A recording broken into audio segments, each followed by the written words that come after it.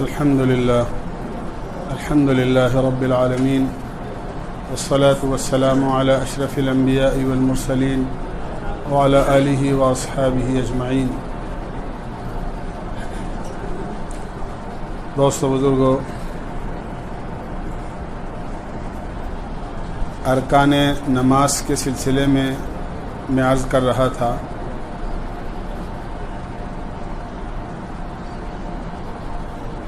میں نے عرض کیا کہ 6 چیزیں ایسی ہیں جو نماز میں داخل ہیں اور فرائض میں سے ہیں، جن کو ارکان صلاۃ کہا جاتا ہے. تکبیر تحریمہ ہے، قیام ہے، یہ 2 چیزیں میں نے کل عرض کرتی تھیں. تیسرے قرات ہے. قرآن کریم میں اللہ تعالیٰ نے فرمایا ہے فَقْرَؤُوا مَا تَيَسَّرَ مِنَ الْقُرْآنِ، جہاں سے بھی تمہیں آسان ہو وہاں سے تم نماز میں قرآن پڑھ لیا کرو. قرآن کریم کی اس آیت کی وجہ سے نماز میں قرآن کریم کا پڑھنا فرض ہے. کم سے کم ایک آیت یہ فرض میں داخل ہے.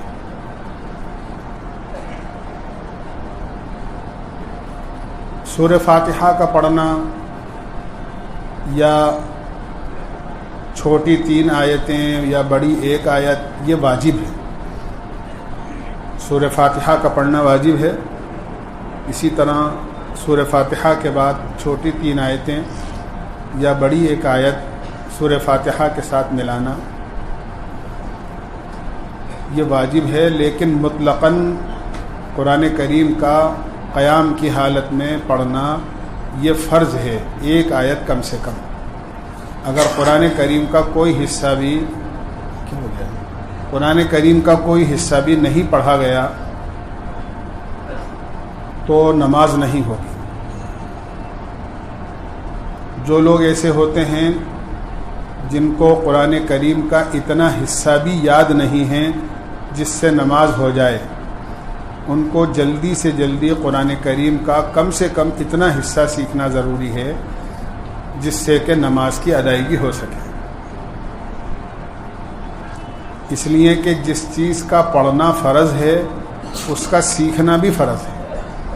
قرآن کریم کا نماز میں پڑھنا فرض ہے تو قرآن کریم کا سیکھنا بھی فرض ہے. اور صرف قرآن کریم کا سیکھنا ہی نہیں بلکہ قرآن کریم کا صحیح سیکھنا فرض ہے. ایسا نہیں ہے کہ بچپن کے اندر کسی آپا جی سے یا کسی باجی سے پڑھ لیا تھا اور بس وہ 55 تک اسی کو پڑھتے چلے جا رہے ہیں، کسی کو سنایا بھی نہیں ہے کہ وہ صحیح ہے یا غلط ہے. اس لیے کہ قرآن کریم عربی زبان میں ہے اور عربی زبان بڑی وسیع زبان ہے. معمولی سے فرق سے، یعنی الفاظ کی ادائیگی کے فرق سے معنی میں بہت زیادہ تبدیلی پیدا ہو جاتی ہے. جیسے ہمارے یہاں اردو زبان میں اگر کہیں زبر زیر کا بھی فرق آ جائے تو بہت بڑا فرق پڑ جاتا ہے. جیسے ایک آدمی نے، جو غریب آدمی تھا، اس کے گھر میں چھپر ڈلا ہوا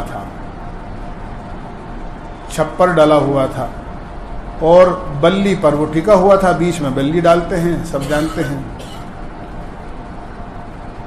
تو اگر اس نے یہ کہا کہ ہمارے گھر کے چھپر کی بلی موٹی ہے، اس بات کے کہنے کے بجائے اگر اس نے یہ کہہ دیا ہمارے گھر کی بلی موٹی ہے تو ہم جانتے ہیں کتنا بڑا فرق ہو جائے گا. بلی اور چیز ہے اور بلی اور چیز ہے، حالانکہ لفظ میں صرف زبر اور زیر کا فرق ہوا. زبر اور زیر کا فرق ہوا بلی اور بلی میں، لیکن مفہوم میں اور معنی میں زمین و آسمان کا فرق ہو گیا. صحابہ اکرام بکریاں چراتے تھے، اور اگر کوئی یہ پڑھ لے کہ صحابہ کرام بکریاں چراتے تھے تو کتنا بڑا فرق ہو جائے گا۔ چرانا ایک مذموم اور ایک خراب اور بری چیز ہے، اور چرانا بکریاں یہ ایک ایسا اچھا عمل ہے کہ اللہ کے نبی فرماتے ہیں ما بعث اللہ نبیا الا رعی الغنم، اللہ نے کوئی نبی ایسے نہیں بھیجے جنہوں نے بکریاں نہ چرائی ہوں۔ تو بکریاں چرانا یہ ایک اچھا کام ہے، اور اگر اس کو پیش کے ساتھ پڑھ دیا جائے، چرانے کے بجائے زبر کے پیش کے ساتھ چرانا، تو مفہوم میں کتنا بڑا فرق ہو جائے۔ یہ میں نے آپ کو مثال دی ہے کہ جب ہماری اردو زبان میں معمولی سے زبر زیر کے فرق سے اتنا بڑا فرق ہو جاتا ہے معنی میں اور مفہوم میں، تو عربی زبان میں تو بہت بڑا فرق ہو جاتا ہے۔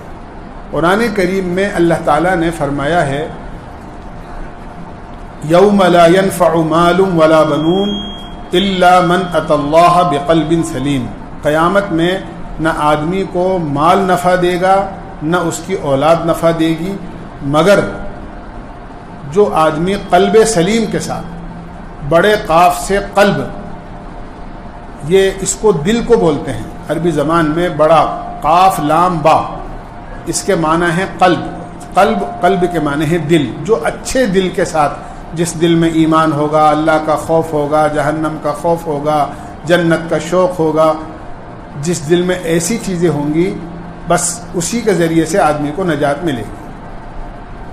اگر کسی آدمی نے قلب کو بڑے قاف سے پڑھنے کے بجائے چھوٹے قاف سے قلب پڑھ دیا، صرف تھوڑا سا فرق، بڑا قاف چھوٹا قاف، بجائے بڑے قاف کے پڑھنے کے چھوٹے قاف سے قلب پڑھ دیا، تو چھوٹے قاف سے قلب کے معنی ہیں کتے کے، یعنی جو قیامت میں کتا لے کر آئے گا اس کی نجات ہوگی، اس کا مطلب ہے کتنا بڑا فرق ہو گیا۔ اس لیے میں عرض کر رہا ہوں قرآن پاک کا صرف سیکھنا ہی نہیں بلکہ قرآن کریم کو صحیح سیکھنا اور ادائیگی کے ساتھ اس کو پڑھنا، تاکہ قاف کی جگہ قاف، کاف کی جگہ کاف، سا، سین اور صاد، یہ تین لفظ ایسے ہیں جو بہت معمولی فرق سے ان کے معنی بدل جاتے ہیں، سا، سین اور صاد، ان کو الگ الگ نکال کر پڑھنا۔ اگر سین کی جگہ سا یا صاد کی جگہ سین نکل گیا تو معنی میں بہت بڑا فرق ہو جاتا ہے۔ اس لیے قرآن کریم کا پڑھنا نماز میں فرض ہے، تو اس کا صحیح سیکھنا بھی فرض ہے۔ آدمی کو قرآن کریم کسی عالم کو، کسی حافظ کو، کسی قاری کو سنانا چاہیے، اور کم سے کم اتنا قرآن جو نماز میں پڑھا جاتا ہے وہ تو سناتے ہی رہنا چاہیے، تاکہ کسی قسم کی کوئی کمی اس میں نہ ہو اور صحیح ادائیگی کے ساتھ آدمی نماز پڑھ سکے۔ تو عرض میں نے کیا کہ قرآن کریم کا جو ہے وہ نماز میں پڑھنا فرض ہے۔ جب آدمی انفرادی نماز پڑھ رہا ہو تو آدمی سب چیزیں پڑھے گا،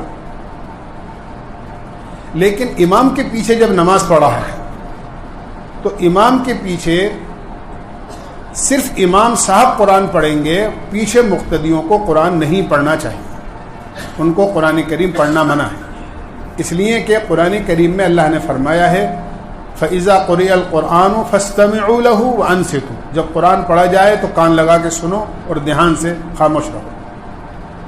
تو چاہے امام صاحب زور سے پڑھ رہے ہوں یا دھیرے پڑھ رہے ہوں ظہر اثر کی نماز میں، بہرحال مقتدیوں کو پیچھے قرآن کریم نہیں پڑھنا چاہیے، نہ سورہ فاتحہ اور نہ کوئی سورت۔ یہی امام ابو حنیفہ رحمۃ اللہ علیہ کا مسلک ہے۔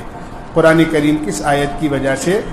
اللہ کے نبی علیہ الصلاۃ والسلام نے ارشاد فرمایا من کان لہ امام فقراۃ الامام لہ قراۃ، جن لوگوں کا کوئی امام ہو اور وہ نماز پڑھا رہا ہو تو امام کی قرات مقتدیوں کو کافی ہے، یعنی مقتدیوں کو قرات کرنا ضروری نہیں ہے۔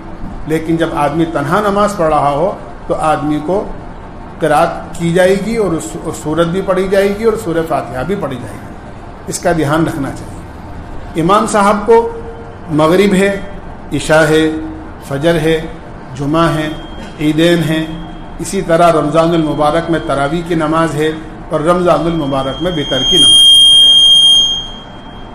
ان نمازوں کے اندر قرات کو بآواز بلند پڑھنا چاہیے۔ ان نمازوں میں قرآن کریم آواز سے پڑھا جائے گا، آواز سے پڑھا جائے گا، یہ واجب ہے، قرات سے پڑھنا واجب ہے۔ مغرب، عشاء، فجر، جمعہ، دونوں عیدیں، اسی طرح رمضان المبارک میں تراویح اور رمضان المبارک میں وتر کی جو جماعت ہوتی ہے اس میں تینوں رکعتوں میں قرآن پاک جو ہے وہ امام صاحب کو بآواز بلند پڑھنا چاہیے، یہ واجب ہے۔ ظہر اور عصر کی نماز کے اندر عام دنوں کے اندر یا رمضان میں بھی اسی طرح ہوتا ہے، بہرحال یہ سری نمازیں کہلاتی ہیں، ان میں آہستہ قرآن پڑھا جائے گا۔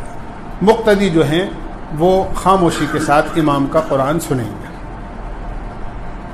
یہ قرات سے متعلق ضروری باتیں تھیں، اس کو دھیان رکھنا چاہیے۔ اسی طرح رکوع کرنا فرض ہے اور دونوں سجدے کرنا بھی فرض ہے۔ قرآن کریم میں اللہ تعالیٰ نے فرمایا ہے یا ایھا الذین آمنوا ارکعوا، اے ایمان والو رکوع کرو، واسجدوا، سجدہ کرو۔ تو چونکہ رکوع کرنے کا حکم ہے، سجدہ کرنے کا حکم ہے، لہذا قرآن کریم کی اس آیت کی وجہ سے رکوع بھی فرض ہے اور دونوں سجدے بھی فرض ہیں ایک رکعت کے اندر۔ رکوع کا ادائیگی تو صرف اتنی سی ہو جاتی ہے کہ رکوع کے معنی ہے جھکنے کے۔ اگر آدمی کے ہاتھ گھٹنوں تک پہنچ گئے اور اتنا جھک گیا تو رکوع کی ادائیگی ہو جائے گی، لیکن رکوع کا صحیح طریقہ یہ ہے کہ آدمی رکوع کے اندر جا کر اپنے دونوں ہاتھوں سے دونوں گھٹنوں کو انگلیاں کھول کر پکڑ لے اور اپنا سر، اپنی کمر اور پیچھے کے حصے تک اس طرح رکوع کرے کہ کمر ہے، پیچھے کا حصہ ہے اور اسی طرح سر ہے، یہ تینوں چیزیں برابر ہوں۔ بلکہ علماء نے لکھا ہے کہ اگر پانی کا پیالہ بھر کر رکھ دیا جائے اس کی کمر پر تو چھلکے نہیں۔ اس طرح رکوع آدمی کو کرنا چاہیے۔ اسی طرح دونوں سجدے ہیں، ایک رکعت میں فرض ہیں۔ سجدہ 8 چیزوں پر کیا جاتا ہے، دونوں پیر، دونوں گھٹنے، دونوں ہاتھ، 6 تو یہ ہو گئے، ایک پیشانی اور ایک ناک، یہ 8 چیزیں ہیں۔ ان 8 چیزوں کا ٹکنا چاہیے، نماز کے اندر ضروری ہے۔ بعض لوگ سجدہ کرتے ہیں اور سجدہ کرتے ہی ادھر ان کی پیشانی ٹکی اور ادھر ان کے دونوں پیر زمین سے اٹھ گئے، وہ پیر اپنے اوپر اٹھا لیتے ہیں، یعنی اور پورے سجدے میں ان کے پیر اٹھے ہی رہتے ہیں۔ وہ تو اپنے پیر اس وقت اٹھاتے ہیں جب سجدے سے ان کی پیشانی اٹھتی ہے، تو گویا پیر ذرا سی دیر کے لیے بھی ٹکے نہیں ہیں۔ ایسے لوگوں کی نماز نہیں ہوتی، سجدہ نہیں ہوا، اور جب سجدہ نہیں ہوا تو ان کی نماز بھی نہیں ہوئی۔ اس لیے آدمی کو سجدے کے اندر پیروں کو زمین پر رکھنا چاہیے، اس طرح اپنی انگلیاں قبلے کی طرف رہیں، مڑی رہیں، پیر کھڑے رہیں، اس طرح۔ کسی وجہ سے ذرا سی دیر کے لیے آدمی نے پیر اٹھا لیے، کوئی درد ہے پیر میں یا کوئی اور تکلیف ہے جس کی وجہ سے ذرا سی دیر کے لیے اٹھ گیا لیکن پھر رکھ لیا پیر، تو اس میں تو کوئی حرج والی بات نہیں ہے، لیکن پورے سجدے میں دونوں پیر اٹھے رہیں، ایسے سجدہ ادا نہیں ہوتا، اور سجدہ ادا نہیں ہوتا تو نماز بھی نہیں ہوتی۔ اس بات کا بہت زیادہ دھیان رکھنا چاہیے۔ تو عرض میں نے کیا کہ رکوع یہ بھی فرض ہے، اسی طرح دونوں سجدے ایک رکعت میں یہ بھی فرض ہے۔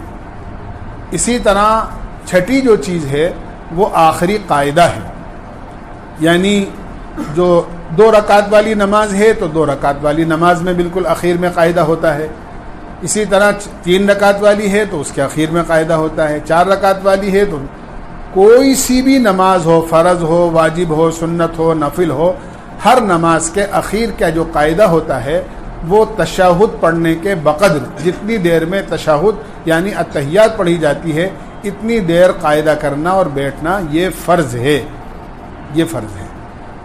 تو یہ چیزیں ہیں جو فرائض میں داخل ہیں، ارکان صلاۃ میں سے ہیں۔ تکبیر تحریمہ ہیں، دوسرے قیام ہیں، تیسرے قرآن کریم کا پڑھنا ہے، قرات جس کو کہتے ہیں، اسی طرح چوتھے رکوع ہے، 5ویں دونوں سجدے ہیں، اور 6واں آخری قاعدہ ہے۔ اب آدمی کو نماز کس طرح پڑھنی چاہیے، بہت دھیان سے آدمی کو اطمینان کے ساتھ، توجہ کے ساتھ پڑھنی چاہیے۔ حاتم اصم رحمۃ اللہ علیہ، وہ ایک بزرگ کے مرید تھے۔ ان بزرگ نے ان سے پوچھا کہ نماز پڑھنی آتی ہے؟ کہنے لگے کہ ہاں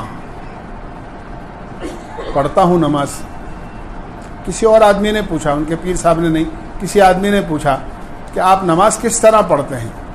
تو کہنے لگے جب نماز کا وقت آتا ہے تو اطمینان کے ساتھ میں سارے سنت اور آداب کی رعایت کے ساتھ وضو کرتا ہوں، پھر اطمینان کے ساتھ جہاں نماز پڑھنی ہے وہاں جا کر کھڑا ہوتا ہوں، یہ سمجھتا ہوں کہ قبلہ میرے منہ کے سامنے ہے، میں نے دنیا کو اپنے پیچھے ڈال دیا ہے اور گویا میرا چہرہ اللہ کے سامنے ہے۔ جب اللہ کے گھر کے سامنے ہے تو اللہ کے سامنے ہے اور اللہ مجھے دیکھ رہا ہے۔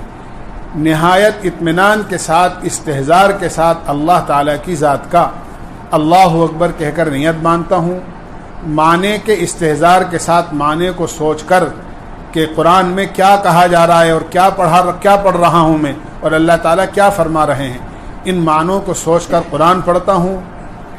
تواضع کے ساتھ میں رکوع کرتا ہوں، عاجزی کے ساتھ سجدہ کرتا ہوں، اور اس طرح اطمینان کے ساتھ دونوں رکعتیں اپنی پوری کر کے اور اپنی نماز کو پوری کرتا ہوں، اس طرح کہ ڈر لگتا ہے کہ کہیں میرے گناہوں کی وجہ سے میری نماز میرے منہ پر نہ مار دی جائے، لیکن اللہ کی رحمت سے امیدوار ہوتا ہوں کہ اللہ تعالیٰ بہت بڑا کریم ہے اور وہ قبول کرنے والا ہے۔ پوچھنے والے نے کہ آپ ایسی نماز کتنے سال سے پڑھ رہے ہیں؟ فرمایا 30 سال سے پڑھ رہا ہوں۔ تو پوچھنے والے نے کہا آپ 30 سال سے ایسی نماز پڑھ رہے ہیں، میں نے تو زندگی میں ایک نماز بھی ایسی نہیں پڑھی۔ تو اصل نماز کو نماز کے طریقے پر پڑھنا، اس لیے آدمی کو نہایت مستحبات اور سنتوں کی رعایت کے ساتھ وضو کرنا چاہیے، اطمینان کے ساتھ میں نماز آدمی کو جہاں پڑھنی ہے وہاں آ کر کھڑا ہو، بھاگتا دوڑتا ہوا نہیں۔ بعض لوگ تو نماز کو کھڑے ہوتے ہیں تو تکبیر ہوتے ہوتے بھی ہنسی مذاق اور باتیں کرتے ہیں۔ حضرت امام زین العابدین رحمۃ اللہ علیہ کا تو حالت یہ ہوتی تھی کہ جب اذان کی آواز سنتے تھے تو کپ کپی آ جاتی تھی اور چہرہ زرد پڑ جاتا تھا، پیلا پڑ جاتا تھا، چہرے کا رنگ بدل جاتا تھا۔ کسی نے کہا کہ ہم تو اذان سنتے ہیں، ہماری تو یہ کیفیت نہیں ہوتی، آپ کی یہ کیفیت کیوں ہوتی ہے؟ کہنے لگے دنیا کے سب سے بڑے شہنشاہ کے سامنے کھڑے ہونے کا وقت آ رہا ہے، اس کے سامنے میں ٹھیک سے کھڑا ہو سکوں گا یا نہیں کھڑا ہو سکوں گا، اس وجہ سے ڈر لگتا ہے۔ جب اتنے بڑے اللہ والے کانپتے تھے اور ڈرتے تھے کہ اللہ کے سامنے کی حضوری، آپ کسی آفیسر سر کے پاس جائیں، آپ کس طرح اپنے کپڑوں کو صحیح کرتے ہیں، موبائل کو آف کر لیتے ہیں۔ ہمارے یہاں تو موبائل بجتا رہتا ہے، دیکھا ہوگا آپ نے، کبھی اگلی صف میں کبھی پچھلی صف میں، کسی کے گانا بج رہا ہے، کسی کے کچھ اور بج رہا ہے۔ ہاں، یہ تو ہماری نمازوں کا حال ہے۔ وہاں آفیسر کہیں جاتے ہیں تو پہلے ہی چوکیدار کہہ دیتا ہے کہ موبائل باہر رکھ جاؤ یا سوئچ آف کر کے اندر جانا، وہاں موبائل کی گھنٹی نہیں بجنی چاہیے ورنہ آپ کی بات کو دھیان سے نہیں سنا جائے گا۔ جب ایک دنیا کا معمولی آفیسر آپ اگر فون کی گھنٹی بج جائے تو وہ آپ کی بات کی طرف ٹھیک سے توجہ نہیں دیتا، تو جب آپ کی نماز میں اللہ کے سامنے آپ کا موبائل بجے گا تو اللہ آپ کی نماز کی طرف کیسے توجہ دیں گے؟ کیسے توجہ دیں گے؟ آدمی کو سوچنا چاہیے۔ اس لیے، اور میں کیا عرض کروں آپ کو، بہت تکلیف کے ساتھ عرض کر رہا ہوں، 1,00,000 روپئے کا، 50,000 روپئے کا، 60,000 روپئے کا موبائل آدمی لیتا ہے اور 5 روپئے کا کپڑا اس کے پاس نہیں ہوتا کہ وہ اپنے کسی پینٹ میں، پتلون میں، اس کے پجامے میں اور کرتے میں ایک جیب موبائل کے لیے ایسی بنا لے کہ وہ موبائل اس کے اندر آ جائے۔ یا تو ہاتھ میں موبائل رہے گا، یا نماز میں بھی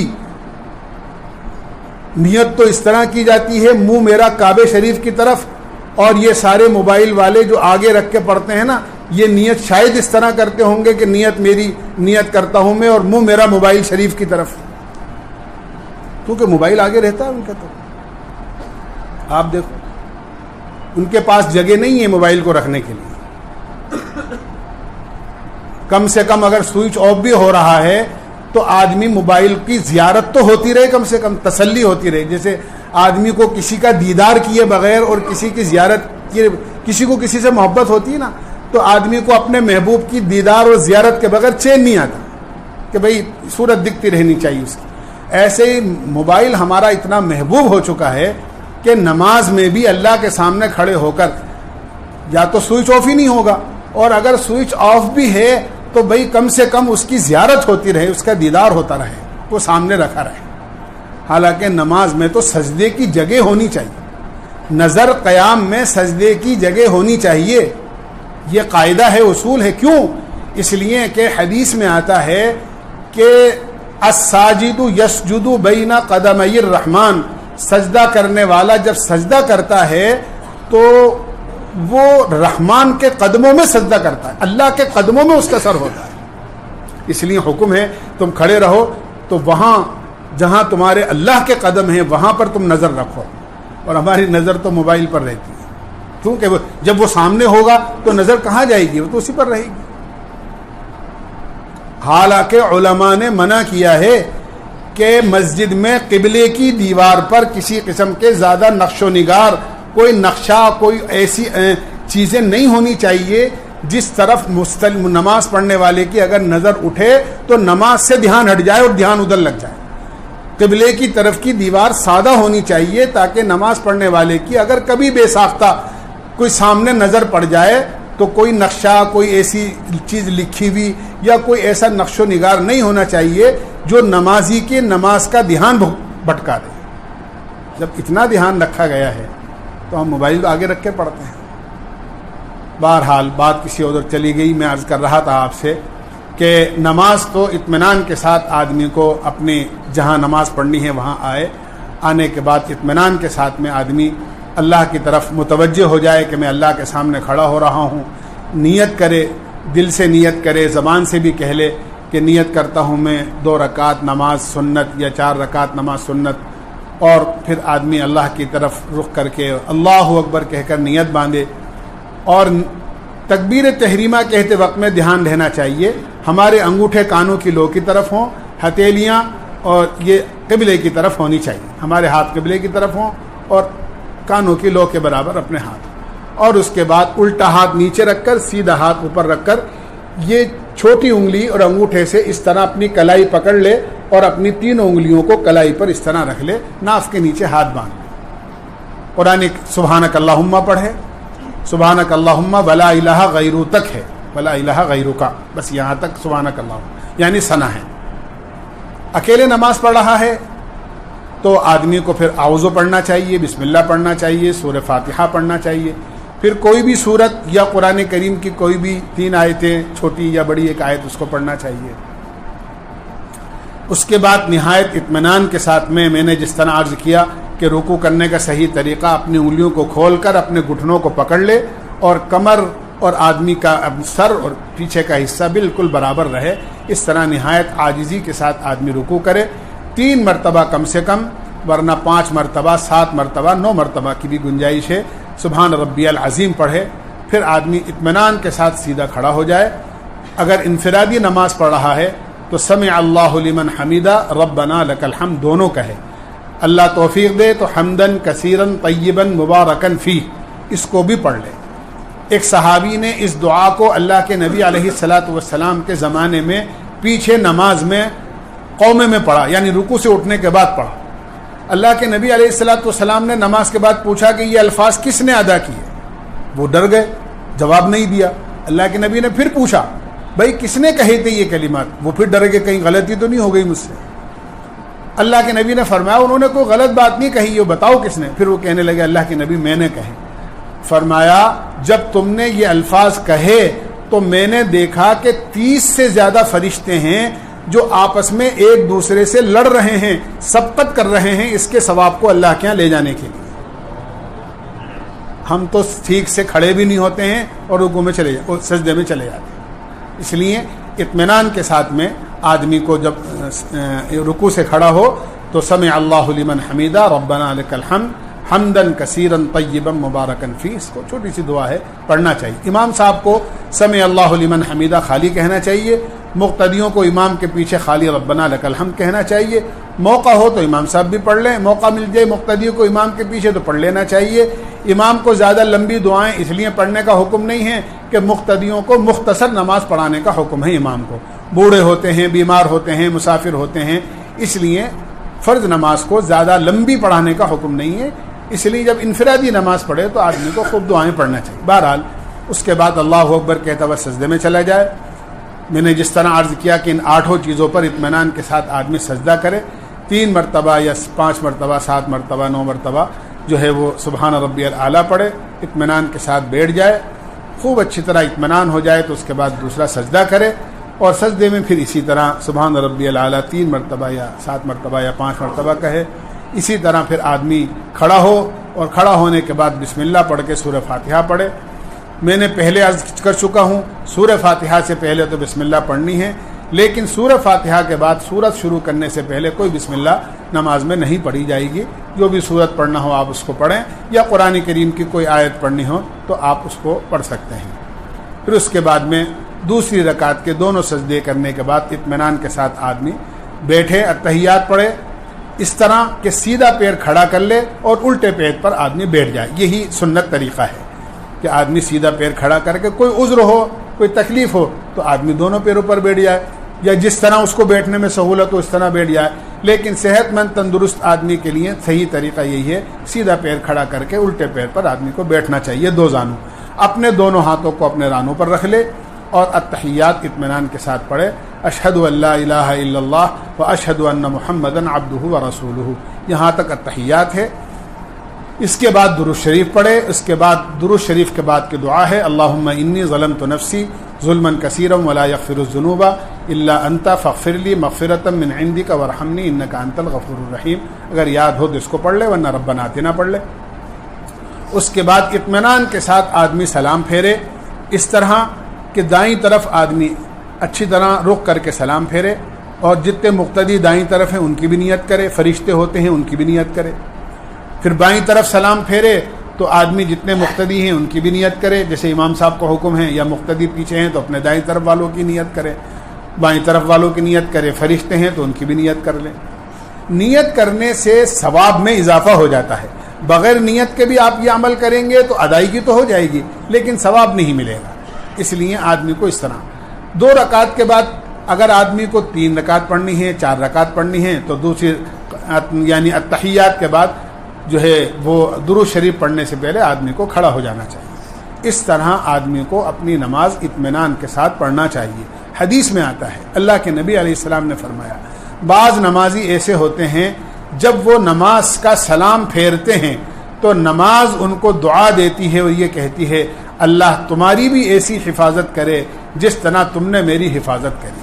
اللہ تمہیں اس طرح آباد رکھے جس طرح تم نے مجھے صحیح طریقے سے ادا کیا ہے. نماز دعا دیتی ہے.